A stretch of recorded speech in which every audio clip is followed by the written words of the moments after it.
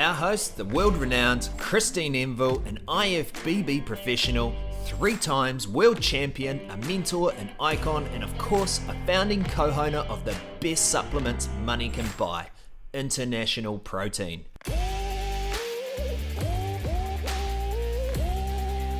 In this podcast, you'll learn a fascinating amount of detail about cutting up before a show. You'll learn how much cardio is too much. We talk about the optimal fat burning zone and the dangers of overtraining. All right, Christine, so types of cardio to cut up before a show. Okay, so this is actually a really pet topic of mine, and it's something that I probably learnt more about post-competing than when I competed. So cardio to me for competition was literally walking. I didn't walk on treadmills. Yeah, you're a speedy walker, that's right. I am a speedy walker. Yeah. People struggle to keep up. So I guess it was power walking without the silly stance. If anyone knows what power walking was, that was something that was popular way back in the... Do you swing the arms? They used to swing the arms and be in like a half... You got the sweatbands?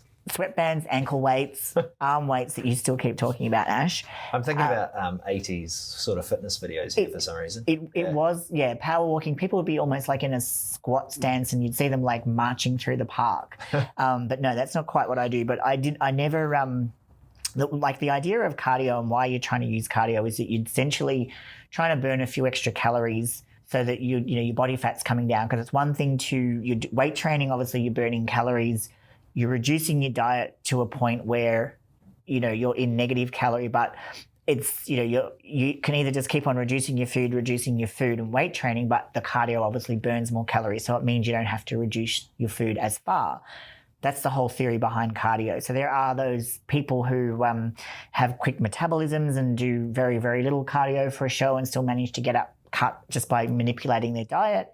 And then there's the other people who have to do a whole pile of cardio to kind of get any kind of action, get the body fat to come down. And then now obviously there's all the different divisions. So, how lean you need to get is different. So everyone's kind of doing a different, amount of cardio, but it's something where, you'll hear it talked about. And it's the one thing where I think a lot of the time it's approached incorrectly and people are probably doing way more than what they need to and running themselves down and spending a lot of time because, let's face it, when you're getting ready for a competition, most of us still have full-time jobs, so you've got training to fit in, and the more cardio that you need to fit in, the harder it gets to do everything else in your life, get enough sleep, still have family time, whatever, just basically live. So the idea of cardio is that you do enough to get the result that you need to get. And that's probably where I would see it sitting. But what unfortunately happens is that people kind of think because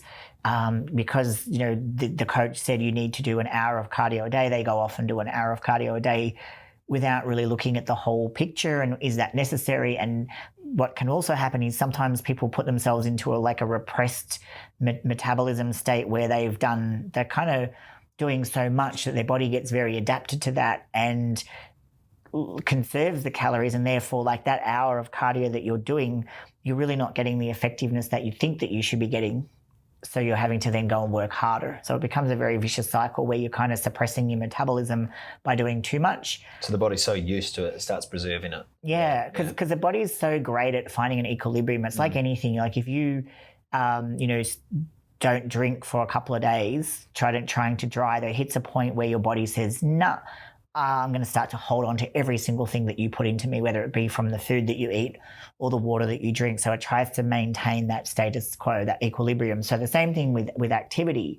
The whole idea is that the body says, I don't want to stress myself out, so therefore I will slow my metabolism down, or I will do this thing to conserve what you're doing because you're doing far too much. That's just how the body works, because you can't just keep on, going forever. It finds its way and it will find its way. So when you're getting ready for a show, you really need to, with anything, you start with the littlest amount that you need to do. And that's the same thing with your diet. When you're starting out on a comp prep, you don't start with half the calories that you were eating before you were dieting, because where do you go when you get close to the comp? So with your cardio, you start out with, the minimum amount that you would need to do, which might be your half an hour. to get things moving, and you only adjust that when you kind of hit one of those sticking points. So coming back in time, a lot of the stuff that I've learned around cardio and the effect on the body and the more effective types of cardio and the calorie burning effect, I wish I had a chance to have put some of these into practice when I was competing, because I'd be really interested to see, the results. Because as I said, I was always just an outdoor walker. The most I ever did cardio wise was probably 2 40-minute sessions and a 30-minute sessions, and that was like an extreme amount of cardio for me. Like normally it would be, most I would do would be 2 40-minute walks, but I would start out on like, a 30-minute, and then one of them would go to 40, the second one would go to 40, and hey, we'd be at the show. So I didn't have to do a lot of adaptation around that. Some people like to eat more and do more cardio, and some people are happy to diet harder and do less cardio. So think about it like this, like, you're putting your body under stress when you're getting ready for competition, because you still got to, maintain your weights, maintain the strength in the gym, but you've got to do that on a reduced amount of calories. And then when you're doing your cardio, then you're obviously you're putting more demands on your body for using those calories. So the theory used to be, like when I started, was that you're stuck in your fat burning zone. So what that basically is at rest you're burning fat, but you're not burning many calories. As you increase the intensity of your exercise, you do start to burn more calories, and majority of that is fat. But then as you get more and more intense, it crosses over and you start to burn carbohydrate and fat until you're in an anaerobic zone, which is where you're not using oxygen. You're only able to burn glycogen and carbohydrate. You aren't able to burn any fat. So the fat burning zone is kind of in that lower intensity of exercise. Mm-hmm. And they used to call that when you could have the talk test. If you could still talk and do your cardio, then you were like pretty much in that zone, or you would, take your pulse and make sure you were within that kind of like 60 to 70% of your maximum heart rate. And that was considered, the fat burning zone. So you would need to do obviously a lot, because it's not high intensity, but the thing with that is you're not risking breaking down muscle because you're not going into that kind of, high zone. So that's one way of doing it. So you're kind of doing lower intensity, longer duration. The fuel source is directly burning the fat off of your body, which is, I guess, you're, as I said, minimizing that you're going to be burning any muscle out, retaining as much muscle as possible, but still getting the effect. So as you increase the intensity and you kind of go into jogging or running as opposed to walking, and I won't talk about HIIT just yet, but what happens there is obviously you are using more carbohydrate. So the idea there is that when you consume the foods in your diet and you're consuming the carbohydrate preferentially has to go to load back into the muscle. Like it actually will go there first, then what it will be used for energy. So if you've got a certain amount of carbohydrate, the body doesn't use that for energy and leave the stores unfilled. It'll fill the stores first and then allow what's left over to be used for energy. So when you're dieting and you're on limited carbohydrates, and if you're burning more carbohydrate through your weight training and then through a higher intensity cardio, the effect is essentially you're putting yourself in negative calories. So the carbs get used for storage, but they're not available for an energy source. So your body has to burn fat. So it's kind of like a roundabout way of getting to that fat burning. Right. Because it has to kick over to that energy system. So that's essentially how the higher intensity type of work. So to burn the same number of calories, obviously you are doing less. But for a lot of people, if your fitness isn't there and you're not used to doing it, and you go from like off season to suddenly doing a higher intensity cardio, there also runs the risk that you're going to start to burn off the muscle. And that's, the last thing that you want to do. So that was always, the theory that I worked on and how I did a lot of my comps. And I used to get incredibly lean just doing that. Fast forward into, post competition and, getting into HIIT training and discovering that type of work and seeing how the impact of using your body in a whole lot of different functional ways complements the weight training. And, one thing I used to always say when I was getting ready for a show was like, I wish I could walk on my hands, because I would always see the impact of the high repetitions on my legs, the vascularity, the way that would change the texture of the muscle. And I wouldn't get that same effect through the upper body because it wasn't getting that super high rep range. Because obviously when you're walking, you're doing, hundreds and hundreds of reps, which is, basically using muscular endurance. And a reason why I never walked on the treadmill and I always walked outside is because when you're walking outside, you're forcing your body to actually use the muscle to propel yourself forward. When you're walking on a treadmill, you're not doing that. You're essentially lifting your leg up and the treadmill is moving under you, which is causing that sensation of you moving forward. Totally different muscle use. It's totally different. Well, it's you're lifting your leg. You're not using your momentum or your muscle to kind of go forward. Now you can put it on an incline and to a degree change that, but it's still different to walking up a hill because the ground is moving underneath you rather than you having to drive yourself forward. So it's not as much work. So however, looking at the numbers on the treadmill and saying, "Oh, I burnt whatever calories," to me is like, don't do it. don't ever count that because it's not reliable. So the whole way that your muscle gets used is totally different, and the idea is that you're trying to create a texture and create a look through the muscle. So that's the one thing that I've found with like using more of the plyometric exercises and using more things, battle ropes and high-speed push-ups and just a lot of the different stuff that you do in like a kind of a cross-training or functional type environment, but still in a cardio type of way, totally changes the look of the body, and it gives it a much more complete and rounded look. So, because obviously when you're weight training, you try to hit the muscle from every angle, but it's still very much... It's not a lot of like 360-degree movement or like full joint movement on most of the exercises. Like you are still moving in a fairly linear plane. So when you bring that type of exercise in and at a high rep, it does allow the muscle to work all of those stabilizer muscles in all angles and all ranges of motion, and it does give just a totally different look. So coming back to how that would fit into your into your cardio for cutting up for a competition, I believe that would be a really good opportunity to burn a much, much higher rate of calories and use, I guess, that backfill method where your carbohydrate is going to replenish what was used up and, leaving your body in a deficit of carbohydrate when you're at rest so that it still has to draw on the body fat stores to burn the fat.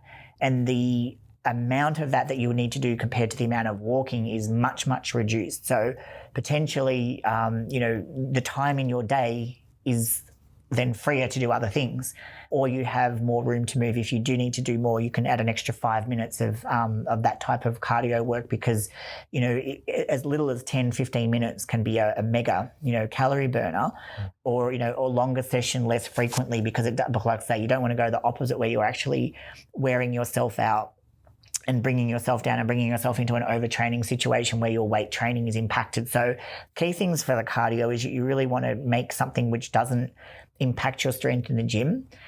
So I would always, prioritize the weight training and prioritize having the energy for weight training. So where in that situation, you have a cardio session is a really great way to pull the carbohydrate back into the muscle. So I talked about how the body wants to refill what was used. So the best way is to have your biggest carbohydrate meal after your cardio session, more so than after your weight session, because you're not actually going to bring as much into the muscle after the weight training session, believe it or not, than what you would after a high intensity cardio session or after the cardio session, particularly if you're doing it fasted cardio in the morning. So you've had all night without carbs and you've probably done your weight training session, then you do a cardio session. It actually is going to speed up that process so that then your carbs are in your system for the weight training session, which then comes later in the day. Like that's my ideal situation, is doing the first cardio in the morning and then a weight training session and then a lighter cardio session if needed. Now, I think, as I said, I would love to have explored doing a lot more HIIT type work when I was getting ready for comp. So I know Brandon, our sponsored athlete, he works with a lot of clients and has incorporated a lot of that type of cardio into their sessions. And he's finding that they are having to do less cardio overall, introducing a lot of more plyometric cardio. So it's, low weight, but still using weight and, doing it in a method which is getting the heart rate up as their fasted cardio. And the overall look that they're getting to their physiques is just like, it's next level. Like it's really, really changing up the overall completeness of the physique. So yeah, it's something to really, really experiment with. Now, my pet hate is the stairs, as far as a thing to do. You mentioned that before. I have mentioned it before. So people always say, oh, you need to do the stairs to get your glutes in. Now, I never did the stairs ever when I competed, and I was always known for having striated glutes. It was reverse lunges and diet that got my glutes in, because cardio isn't designed to build muscle, period. So you can strip the body fat, but the glutes and the striations in the glutes have to come from the weight training. Like, because some people can get lean as anything and don't have striations in their glutes, like it's genetic or it's, how the muscles develop. So you use your weight training to build your frame, to build your muscle. And then obviously you strip the fat off. So it's the low body fat level and the weight training which gives you the striated glutes. It's not the stairs that gives you the striated glutes. So again, after I finished competing, I decided I would try the stairs. And I would find that after probably about 8 minutes, it would you'd literally feel it was that much. The intensity was too high on the quads that I felt like it was going to burn too much quad off, and that's why I always did like the walking without resistance, because you got that action of the muscle without feeling like you were depleting and deteriorating the quad.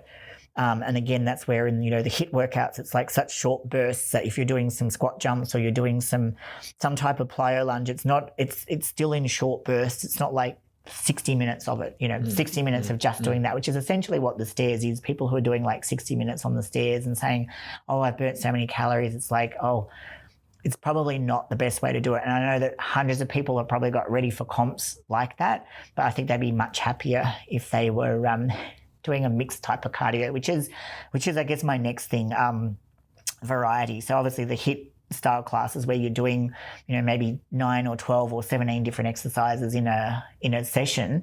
If you are doing electronic equipment and you like that type of thing and you do like the stairs or whatever, it's still better to try to mix that up and do some treadmill, some cross trainer, some bike, some, or, spin bike, particularly more so than the other kind of bike, some stairs, if you've got access to it, rowers, ski ergs, upper body work. So that way you are kind of working upper and lower, and you're not putting it all onto one particular body part, and you're able to get that benefit of the high reps and the change in the muscle texture that comes with all of that.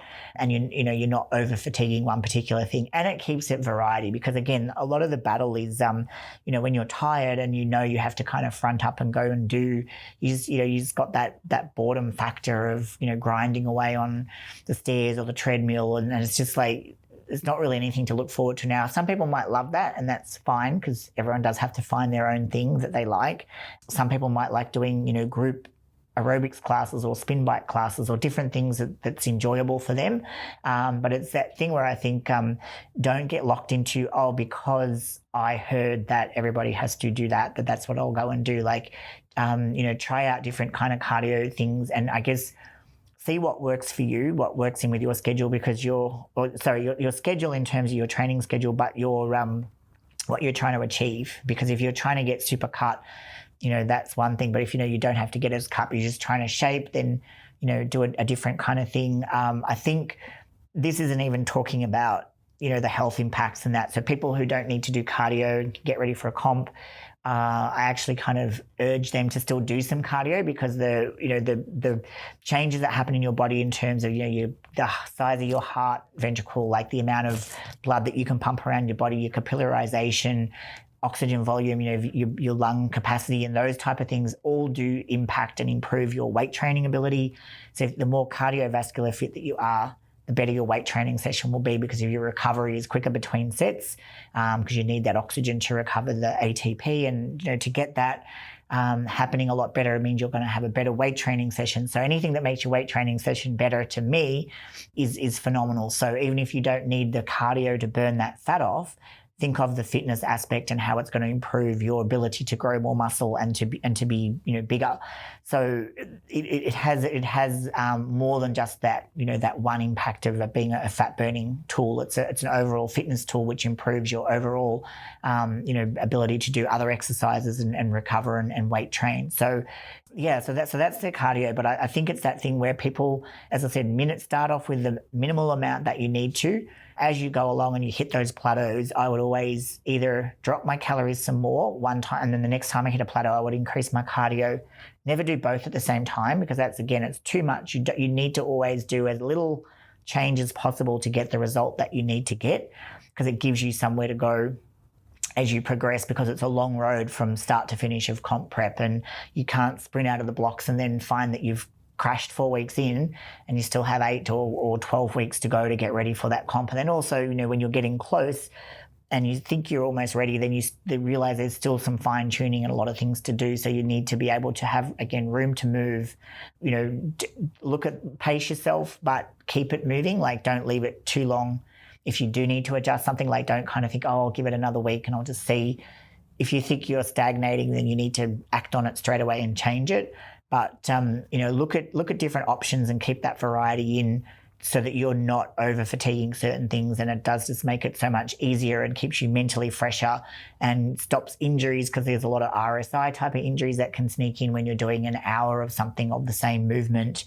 Sure. Yeah. So there's all of those things to consider, and on the flip side too, and obviously be mindful that you are when you are in a negative calorie state, that you are kind of more prone to getting those little niggles and injuries as well because of what you're putting your body through. But, key thing is, look at what's around, find whether you're more of a, high intensity kind of person to really burn those calories and then refill the glycogen. If you're following a low carb diet, I probably wouldn't recommend that, because you're going to run yourself down very, very quickly.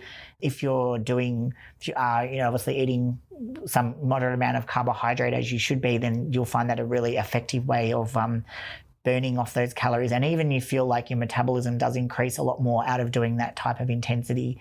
And obviously, because the muscle is being used more, but in a more of an endurance style of work. So, cardio, learn to love it. It's not the enemy of bodybuilding. It won't burn your legs off if you do the right kind of cardio. And in some cases, it can actually make you look more pumped. And particularly for women, trying to do some kind of upper body type functional cardio, whether it be their battle ropes or trying to do push-ups or the sledgehammers and things like that. It really enhances the strength in the gym for their weight training, and at the same time improves the overall the look of the muscle, makes it a much more complete physique. Well, that is a lot of information, Christine. Many of our listeners will find it very valuable. Is there anything else you'd like to add? I always ask that question. You always ask that question. I'm like, I think I've covered off everything. Again, I'm sure if I do think of something that I haven't covered, I should just jump in the Aussie Muscle Guru Facebook group and throw it and out drop some gems in there if I think of it. And while we're talking about that, anybody that does have any questions, feel free to jump in that group, join, and ask the questions. We'll actually answer them on these podcasts for you. All good. Thank you very much, Christine. Happy cardioing. Words of wisdom. If you like what you've heard, recognize that these tips, they're free. So show your support by becoming a loyal international protein customer by jumping online, hunt our product down, and hit that buy now button. So once again, like, share, and subscribe to our podcast so we can continue to bring you these episodes from our one and only Aussie Muscle Guru, 3 times world champion, Christine Enville.